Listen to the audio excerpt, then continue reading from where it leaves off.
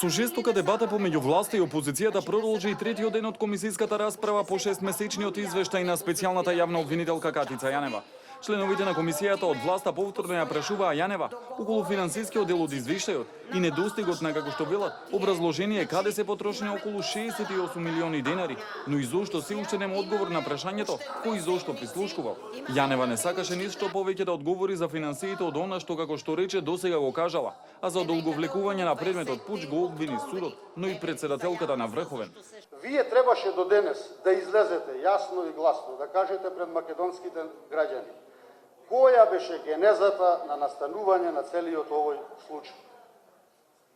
Кој прислушкуваше, зошто прислушкуваше, за чии цели, дали интерно, внатрешно некој прислушкувал, имало надворешни влијанија. И после тоа да укажете ако имало некакви пречекорувања на овластувања од страна на државни функционери и така натаму. Се изгубија повеќе од 6 месеци, можеби и повеќе. И немам намера воопшто да одговарам на прашања што веќе сум ги одговорила. Што се однесува до финансискиот извештај, тоа е што е напишано во него, други информации нема да дадам. Дел од опозицијските пратеници рекоа дека ја поддржуваат Јанева и нејзината работа, додека независната пратеничка Солза Грчева се пожали дека добивала навреди од опозицијските пратеници. Ниту сакам да изигрувам адвокат, ниту опозицијата има намера овде да брани. Катица Јанева доволно кажа колку е способна да се одбрани од сите овие напади овде денеска и во овие 3 дена. Сакам да ви кажам само дека Либерално-демократската партија ви дава целосна поддршка во вашата работа, како и целата опозиција. Изложена сум на навреди и напади од одредени пратеници на опозицијата, односно на Социјалдемократскиот сојуз, но тие стана многу по-жестоки по мојот вчерашен говор на седницата на која дава извештај специјалното јавно обвинителство.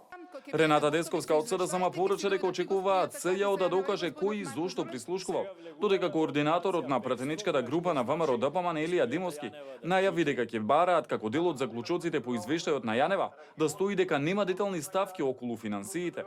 Граѓаните на Република Македонија Катица Јанева ја гледаат како предводник на правдата во Република Македонија. Интерес на Република Македонија и на граѓаните на Република Македонија е Катица Јанева да биде што почесто во суд, обвинувајќи ги тешките криминалци од редовите на ВМРО ДПМН. Граѓаните на Република Македонија овие неколку денови разбра колку институцијата, параинституцијата, како сакате наречете СЈО, нити има концепт, нити има професионалност, нити има непристрасност, нити знае што треба да работи. Колку институцијата СЈО од сите предмети кои што ги има, од пола, господјата Јанева пред 45 минути индиректно се откажа, заради тоа што призна дека не се комплетни предметите. Комисиската расправа продолжува в понеделник, за кога е закажана и пленарна собраниска расправа на чиј дневен ред е извештајот на СЈО. Се уште не е отворена расправа ниту по извештајот на Марко Зврлевски, кој исто така е на дневен ред на Комисијата за политички систем.